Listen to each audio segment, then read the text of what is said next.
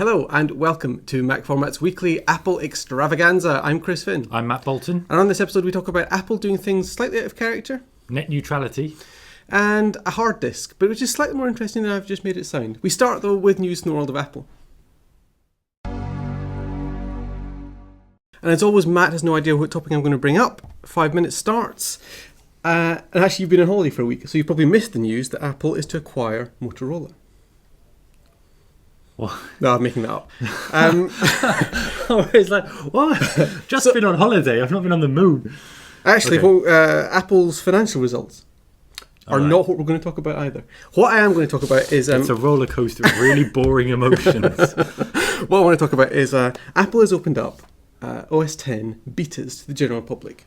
So hitherto, if you wanted to access pre-release versions of OS X, you either had to be a developer, so you paid $99, or it was actually by invitation. Apple could invite anyone that liked to be a... But, it didn't. But now, anyone can get access to it. Yes. So I'm going to talk about why. Why would it do it? Can you definitely get access, or do you have to You apply for access? Yes, you apply for access. And interestingly, you're still bound by the same rules that a developer would be. So you sign a non-disclosure agreement. You may not discuss this openly. The things you find in the new beta, you can't post screenshots. I think the language even says you can't tweet about it, which I thought was adorably specific language from Apple. I bet that works just as well as it does during the iOS betas, where absolutely no information is leaked. Well, that's the thing. So here are some, off the top of my head, reasons that I think Apple might have done this, and you can tell me how stupid each of these is. So, are they doing it for PR reasons? We had a bit of a fiasco with iOS 7. Are they saying, okay, let's fess up, let's be a bit more open about this, and let's enfranchise the public? I don't think so. Neither do I. Microsoft does it.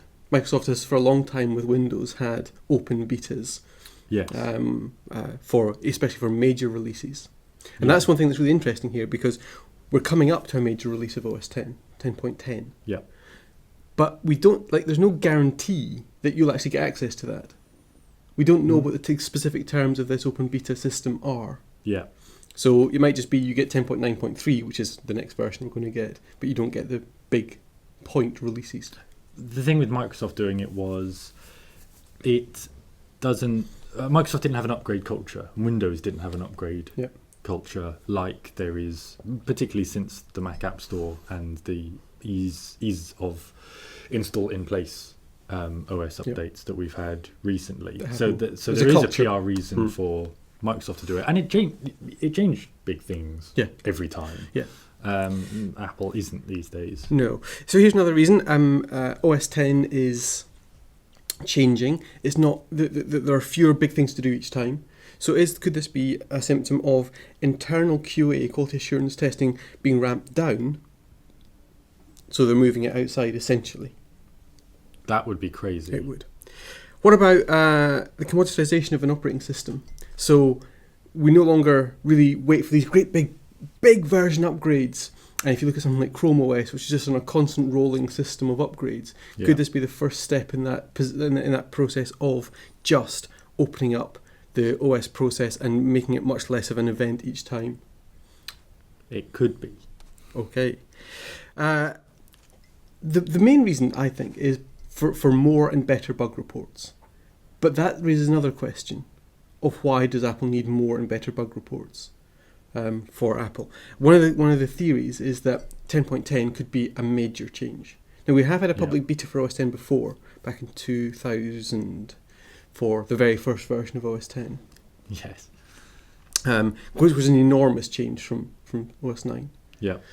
So is it conceivable that something big is happening in 10.10 that they actually just need lots and lots of help with? It's not going to be structural, I don't think, like under the hood stuff, but there's a lot of talk of big UI changes, for example. I'd say that's entirely possible. There's also the fact that this is, now that we're on the yearly release schedule, it might be what we're saying about needing more QA eyes on it. I don't think that's because they would ramp down internal QA. I think it's just bugs are slipping through. We had bugs in iOS 7. We had bugs in Mavericks. The mail Gmail thing, I think, is still a little bit of a mess. Largely fixed, but not perfect. So I wonder if it's just they've committed themselves to this yearly thing, which I suppose they could back out of. It wouldn't be the first time Apple has just not done what it said it was going to do. But it makes sense to me if it is just, we've bitten off quite a lot to chew. Yeah. We can possibly just about chew it. But wouldn't it be easier if someone chewed it for us and regurgitated it into our mouths? It is really good because hopefully now, rather than just people bitching about things that are wrong with OS X, the public now has a vector through which it can actually submit bug reports back to Apple. Provided you want to run a potentially unstable beta release on your machine. That is the big question. All right, let's move on to the world of tech. As ever, Chris doesn't know what I'm going to bring up for the world of tech, except I've mentioned net neutrality, so he's probably got a fair inkling. Right. You've probably seen that the FCC in America has released its new guidelines for its vision for the open internet, which isn't very open, except in essentially a lip service way. And basically it says that it's okay for companies to charge a reasonable cost, broadband ISPs to charge a reasonable cost to companies that use lots of bandwidth just to deliver that information to the consumers. Netflix has published an open letter saying that Comcast is essentially being paid twice for that privilege because the user already pays them to receive that data. And also Netflix and a few other places have pointed out that it's not even Comcast that mostly delivers the data. Comcast is a last mile provider.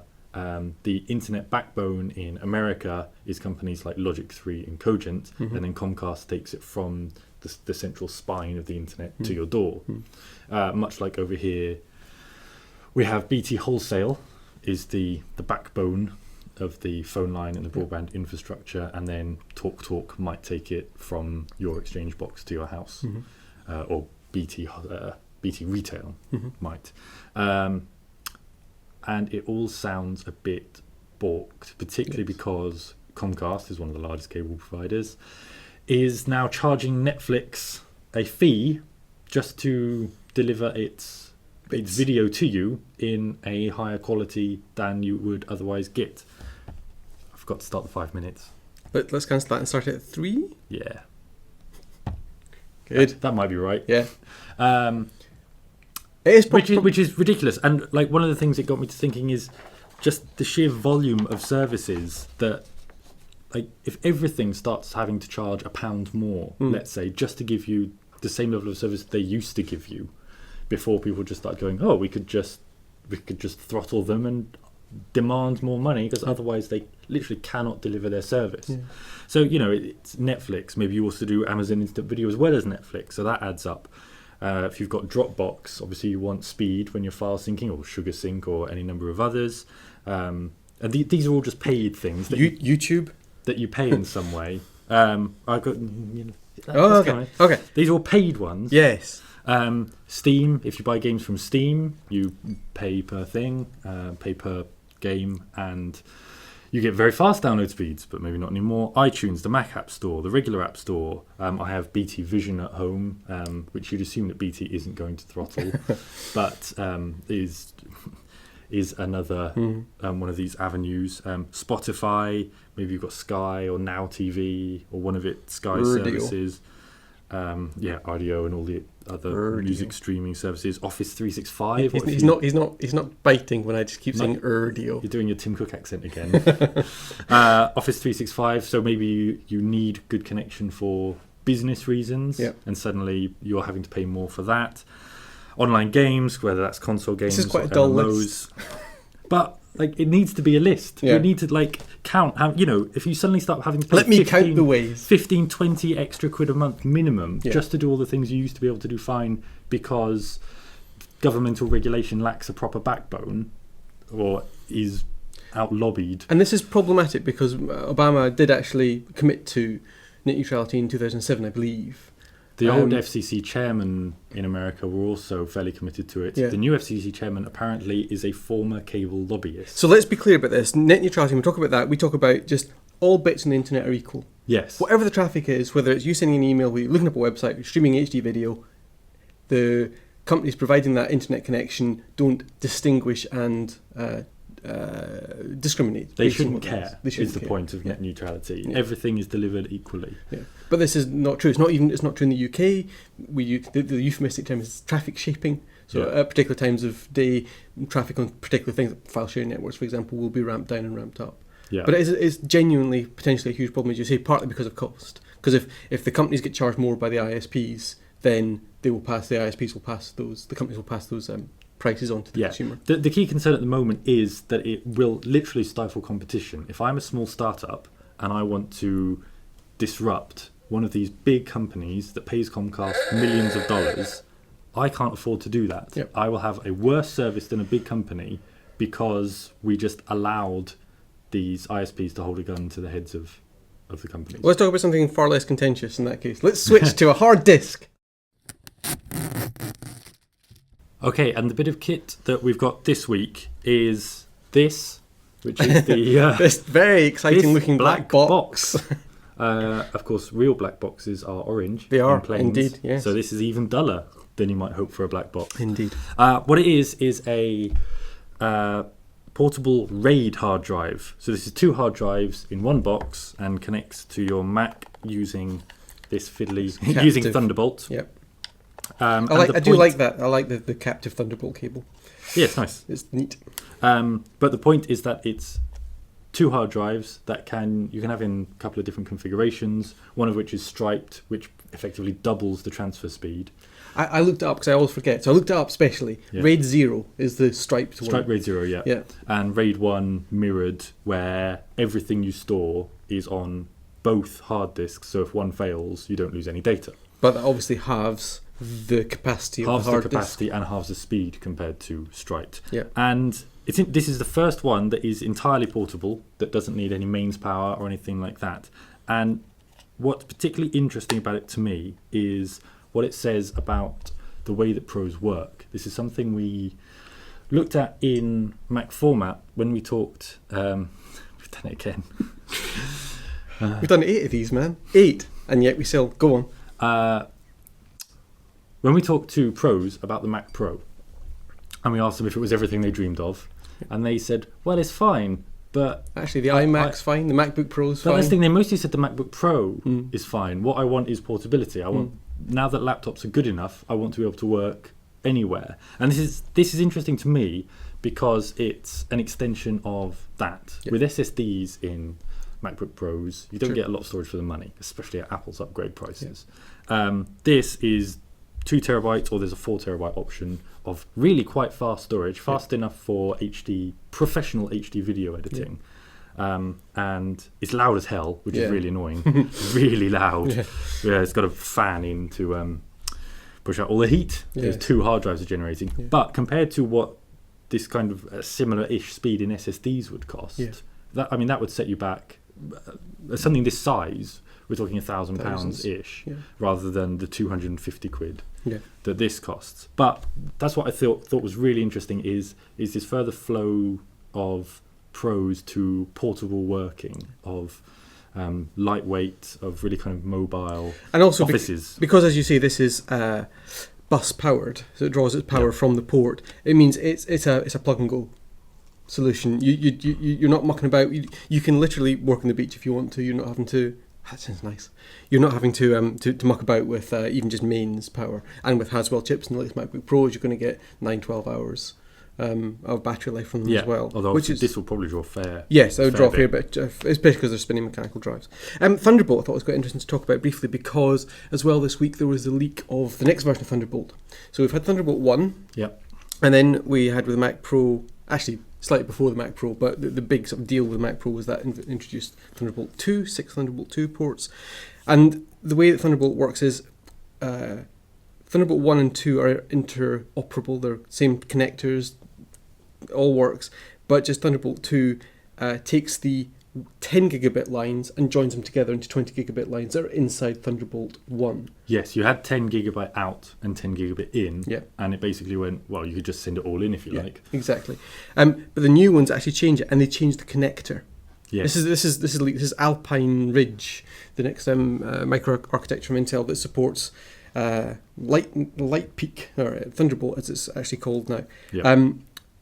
and that'll give you 40 gigabits, which will allow you to drive 2 4K monitors off a single connection. And that's one of the reasons why the Mac Pro has 6 Thunderbolt connections, because even though you can data chain Thunderbolt up to 6 devices per port, you can't do much with video on those, with with Ultra HD video on those ports, because there's so much bandwidth needed for those if you're pixels. doing Pro 4K video, you will flood Thunderbolt pretty quickly. So that's why you need multiple connectors. But now that's changing. But as I say, the weird thing is, the annoying thing is, you can get adapters to use your older Thunderbolt peripherals such as this. But if you're moving to Thunderbolt 3, let's say it's called, they are a different connector. It seems an odd choice to have a different connector. Because the current Thunderbolt one, the point is that it's a standard, it's mini DisplayPort. Yeah. So it lets you plug in monitors. Apparently it needs it because of the higher power. It can provide much more power, electrical power, out to peripherals as well.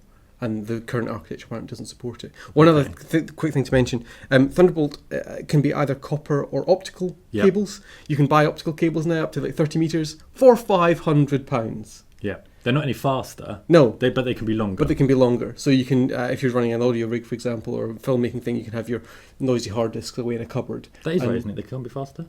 I don't think so. I don't think they're any faster, but I think they are, as you say, longer for optical. But that's just nuts. Yeah, that's a lot of money. Well, what did you talk about? I talked about Apple buying Motorola. Yes. And you did so many fake outs. So OS X beta. Yes. So would you take part in an OS X beta, or would you just do you avoid any kind of pre-release software like the plague? Would you?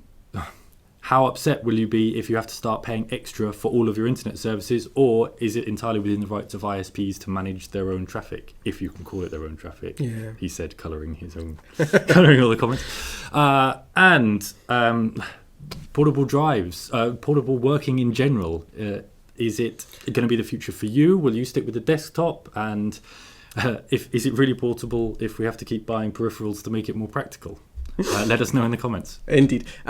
Don't forget, of course, you should subscribe to MacFormat's YouTube channel at youtube.com/MacFormatUK. We've done, as I say, 8 of these shows before now, so check all those out as well. There's a little link here on the screen to allow you to watch all previous episodes of this show. And more importantly than any of that, check out the interactive award-winning edition of MacFormat's iPad edition at macformat.com/iPad. And that's it for this week. We shall see you next week. Bye.